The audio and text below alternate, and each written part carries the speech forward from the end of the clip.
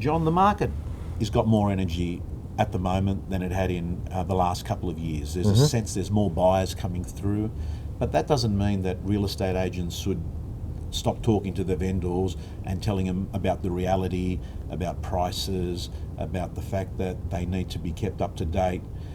What does vendor management 2.0 look like for McGrath? What does world-class management look like?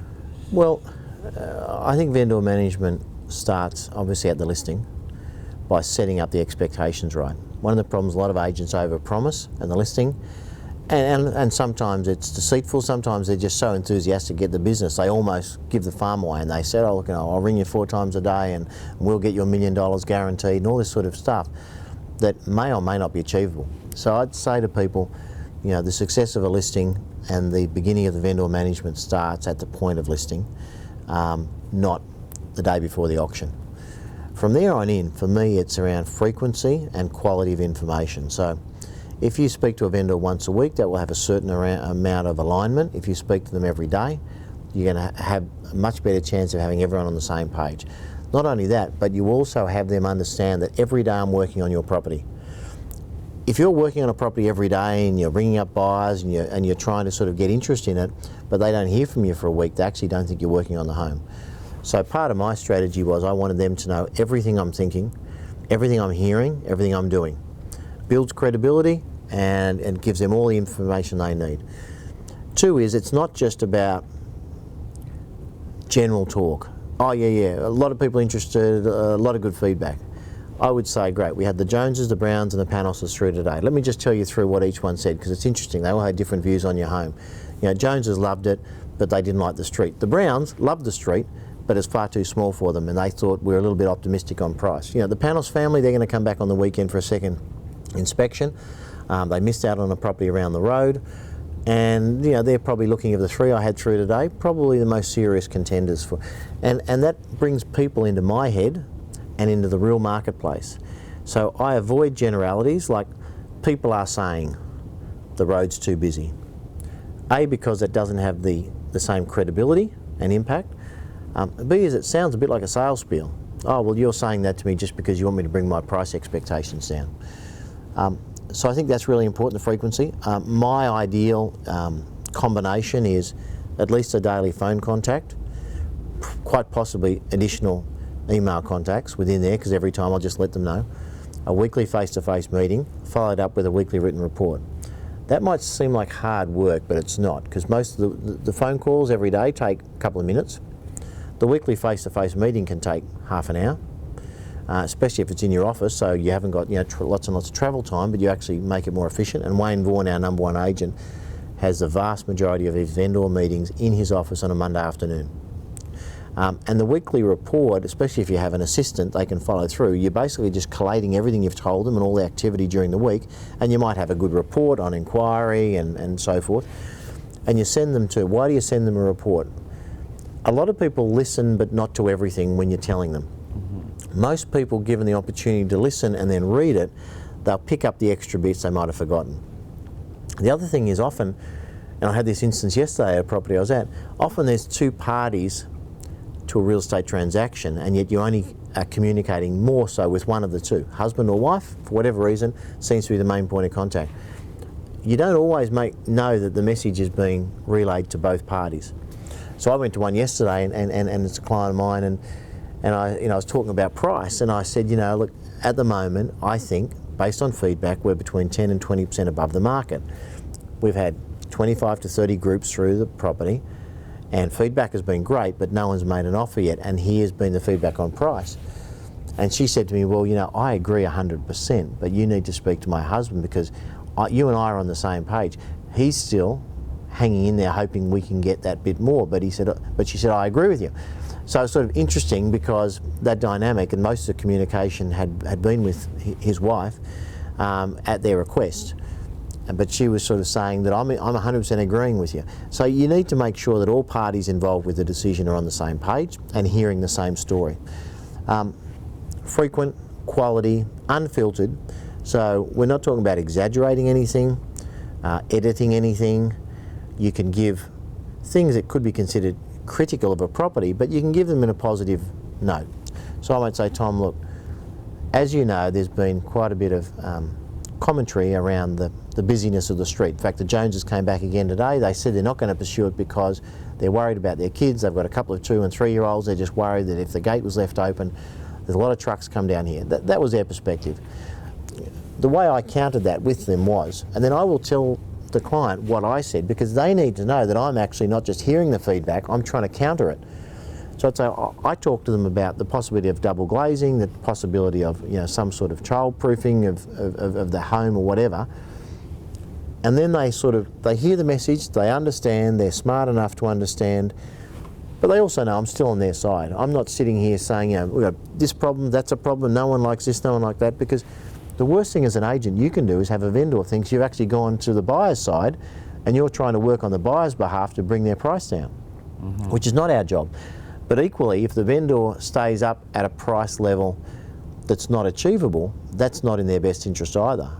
So it's a matter of, our job is to work on the buyers to get them up the highest possible price expectation. Our job is to make sure the vendor's there at that sort of price as well. John, we've spent roughly about an hour now talking about what to do and how to do it. And you've been very transparent, and I can say that because I sit in through some of the McGrath sessions that you have your power breakfast. Yeah. I also sit in through real estate gyms where they are open to everyone. All the groups come, individual officers, and I sit through ARIC and listen to some of your sessions. Yep. And you speak the same. It's not like there are secrets for this group and these people get different information. So I do appreciate that. And the people are appreciating it. But I want to ask you about not the what to and not the how to, but the want to, the desire, the motivation. Because most people, it's not they're unable, it's more they're unwilling to pay the price. John, are you still motivated? I mean, because you've got more money now than when you were 20. Yeah. So you turn around and think to yourself, it's not I need to hit these dollars because I need to buy these assets and what have you. Would that be a fair enough comment? Yeah, look, I think that most people that have been in business for a while, that have done quite well out of it, get to a point of comfortable. Some people are fortunate to move beyond comfortable. But anyone that's in one of those places knows that there's a lot more to it than just having a couple of extra zeros on your bank account. It's around, do you love what you do? I guess at some point it moved beyond the money side, because I was fortunate, anyway, touch wood at this point, to not have money as a fear anymore. Although that was, I got to say, that was my major fear and one of my driving. When I left school and I had no money and I was fearful of having no money for the rest of my life, it was really important to me that I got some money and I got some assets. Once you achieve those things, then you start reevaluating your life and you're saying, well, I want to keep growing financially and investing sensibly and doing well individually and as a corporate entity, but it's not the number one driver. The number one driver is, can I make a difference? For me anyway, can I make a difference? And I think I'm a bit like you in this regard, Tom, that I love coaching, mentoring, and seeing people blossom. Someone just walked in a few minutes ago and they said, I'm just off to have lunch with Shannon Whitney from Bresic Whitney, who's one of our absolute competitors. I'm incredibly proud today that I know that both Shannon and Ivan came through here and they've made an incredibly great success of their business and their lives. And I think that I'm fortunate to have played a role in that, because they came here and they learned how to do it right, they learned their systems, and then they flapped their wings and they went out and they've been successful. Some people say, does that drive you crazy? Well, in an ideal world, I probably have everyone that comes here and does well want to stay here forever, but I know that it's not going to happen. Some people will see opportunity elsewhere, they'll get bored, they'll change their lives, whatever. So what motivates me is coming in every day and making a difference, not just in this company, but in the real estate industry. One of my goals when I started in real estate was to see if I could change the perception of the community about real estate agents, because our industry hasn't had a great reputation. It's better now, but it still needs improvement, in my opinion. And I said, well, if just teaching people to tell the truth, teaching people to follow through on their commitments, teaching people to have pride and to develop their business with excellence, if they're messages that I can drip through our office and through the community and through ARIC and through News Limited and through your gyms and so forth, I mean that's a pleasure for me, because I figured hopefully, touch wood, for the rest of my life, I'm not going to have an insecurity about money, but I do want to be relevant and connected, and I love innovation. I just love pushing the envelope all the time. What can we do? Well, how can we do it? How can we do a better ARIC than last year? How can we do a better marketing program than we used to do last year? How can we improve our training programs? So all those things are important to me. On ARIC, you think it's going to be better than last year? So every year, our very clear goal is this ARIC must be better than the last one. That being the case, 13 years on, this has to be the best ARIC ever if we're going to achieve our goal. And as much as it sort of sounds maybe parochial, I think every year ARIC has been better than the year before. Maybe 1 or 2 years some people said, I thought last year was better. But generally speaking, I get email after email each year saying, I've been to 6 ARICs, I've been to 10 ARICs, James Tostovan, been to 13 ARICs. It was the best one yet. And for me, I think, yes, we've done it. We did what we set out. Now that gets harder, because every year you raise the bar, you've got to go looking harder and farther for better speakers, better venues, better trade expo contributors. I think genuinely, when I look at the speakers we got this year, Chris Gardner, Pursuit of Happiness, I mean, this is the real guy. This is the guy that Will Smith played, because a lot of people, when they heard the name Chris Gardner, they mixed him up with a motorcycle rider. They didn't know who the name was. But we're talking about the actual guy that Will Smith played in the Pursuit of Happiness. Yeah. So if you haven't seen Pursuit of Happiness, go and see it. Whether you're coming to ARIC or not, go and see the movie. Story of a guy that basically ended up on a park bench with his 6 or 7-year-old son, and no money. And what do? And he changed his entire life and ended up building and owning a very successful stockbroking enterprise from nothing. So that's an inspirational story. John Simon, our own inspirational story. He was bankrupt, was he, John? Bankrupt. He's now got $1 billion company. Commonwealth Bank have bought into it, and they've bought a significant piece of it. One of the finest and nicest human beings I've ever met, which is, for me, far more important than he's built a $1 billion organisation. He's done it with integrity and generosity.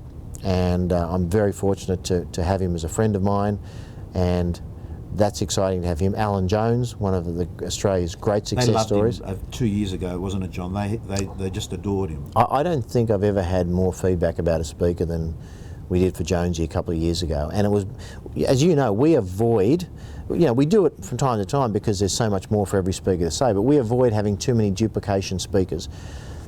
But everyone said, can you bring Alan Jones back? We got such a buzz out of what he said. We felt so good. It meant, so Alan's coming back. So there are a few of the, what you might call non-real estate. People like yourself who are what I would say are some of the best real estate coaches and mentors. Josh Fegan and yourself will be speaking at ARIC. People like Phil Harris, Tracy Dixon, who are some of the best real estate agents on the planet, not just here in Australia, on the planet. We've got panels, we've got some dynamic young women. We've got a young woman by the name of Christine Michael that works with us and had her own business before. She's now back working for us. She is one of the most polished, intelligent, sophisticated sales professionals I've ever met. I spent the morning with her before you and I met earlier on today. I had a great hour with her and our team, and she's just a class act.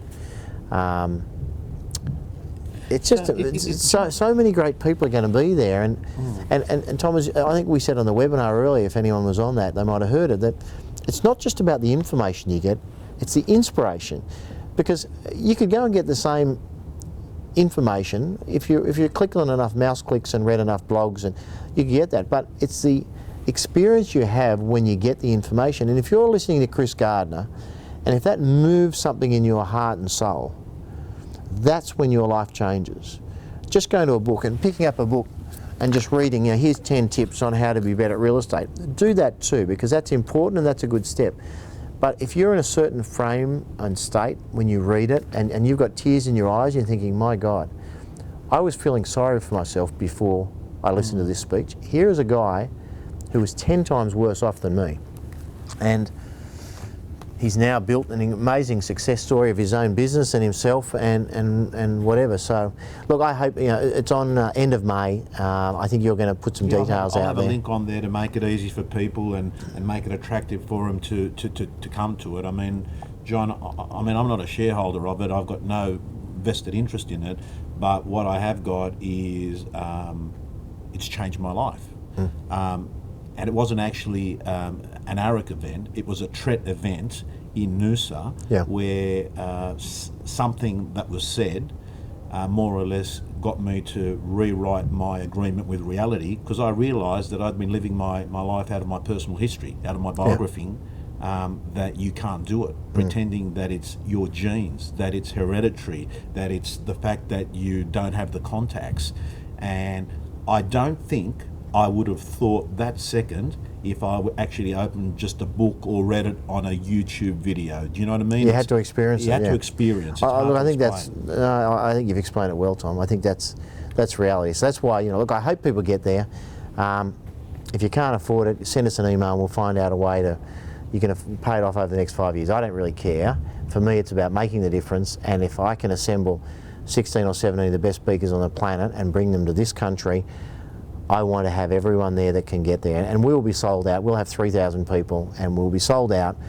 But if you're there and you're watching and you're a part of your community, my community, or none of our community, but you've heard about it, just come along.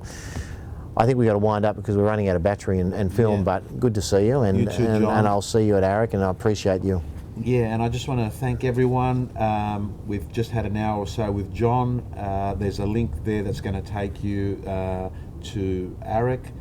Thank you so much. Good real estate agent. Not a bad bloke either. So thanks a lot. We'll see you soon. Thanks, Tom.